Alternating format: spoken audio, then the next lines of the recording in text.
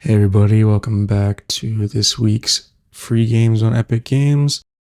This week we have Circus Electrique, and there's a free offer for the game Firestone.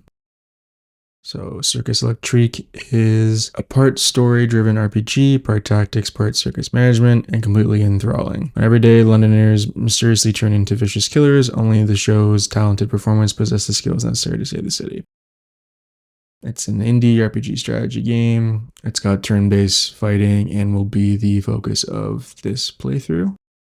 The free offer for the Firestone game. The Firestone game is actually also free, so you can get the game and then that allows you to get this free offer, which gives you 200 gems, an assortment of quests and varying rarities. You've got 360 strange dust, 50 scrolls, 2 exclusive avatars, 35 game tokens, 5 prestige tokens, and 1 exclusive skin. The second video that I will be releasing will show gameplay from this game just so that you have an idea of what this free offer provides and what the game is about.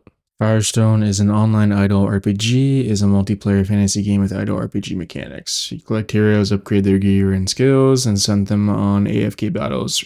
Gonna try to make this video rather quick as I didn't really play the game for that long, but my review of Circus Electrique, it's alright, like it's not really my type of game. I would say if you like turn-based games, then like I see the appeal for this one. There's various different playable archetypes, you've got clowns, you've got strongman, there's knife throwers. It gets into it pretty deeply when you get farther along. There's various positive negative effects that moves can do. There's things to think about while you're fighting.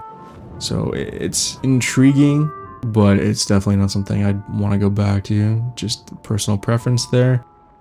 Outside of the fighting mechanics, there's other aspects of the game that are kind of interesting, like setting up a circus show so that you can gain income but also resources that will help you and your characters. Either you're leveling up the circus or you're leveling up your characters or you're healing them between nights. Costs some form of food for that. It's about resource management.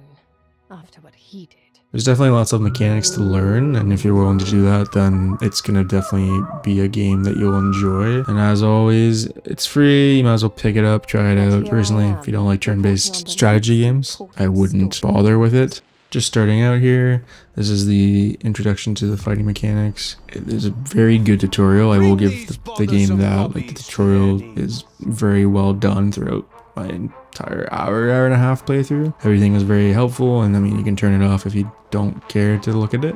But yeah, you see here at the start I only got 1 attack. Later on you can unlock every attack. Attacks depend on where your character is located too, and the 4 spots, and also the damage is only able to do damage in the noted spots. So in this case, the strongman needs to be at the front, so I have to move him to the front for him to actually do damage. And then the damage he's going to do will only do damage to one of the first 2 out of the 4 enemies. Gets up to 4v4s at times, and the turns become a bit longer, and there's many things you can consider. Stuns and status effects like fire. So game explaining there that he can throw it from any position, but he can also do damage to any position.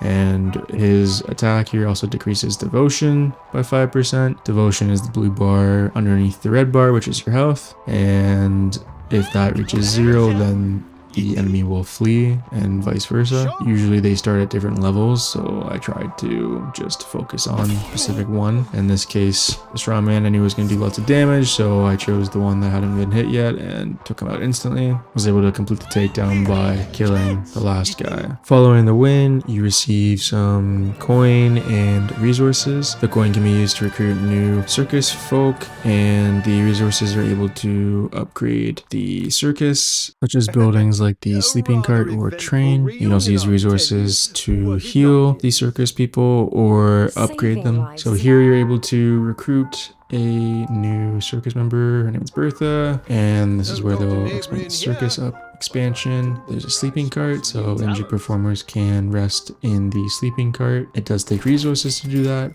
but it heals them fully, and they're unavailable for circuses or for fighting. So this is a circus roadshow. You're able to put in people from your circus for the show, and you try to match up the icons with the icons in the show. So the main event has an arrow pointing up, so I gotta look for my strongman who has an arrow pointing up, or someone else that does. And then you have the arrow to the left and the arrow pointing down. So it's those last three there shown, and you've got your green and red icons for who they work well with, which creates synergies, which will earn you more stars and provide a better performance overall, which is what you want. You have a certain number of beds, and then as you level up, you can level up the sleeping cart, which will level up the number of spots available for your circus folk. More spots means you have more of a variety that you can hire, allowing for a better circus show and different battle capabilities. After you do this circus, you get to go to the streets, and you get to choose the path that you want to go. If you hit a chest, you get some free loot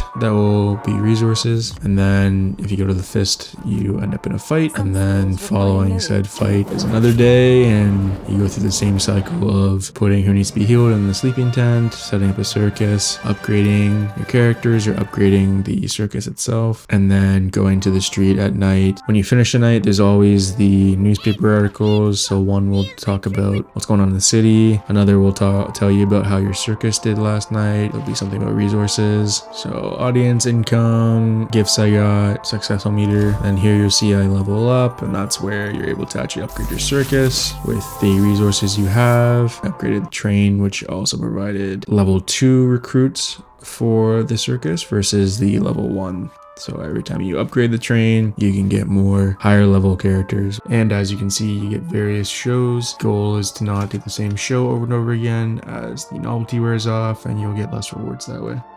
Yeah, as I said, it's just a continuous cycle, and not my cup of tea, but if you like strategic games and turn-based style combat, then you might enjoy this.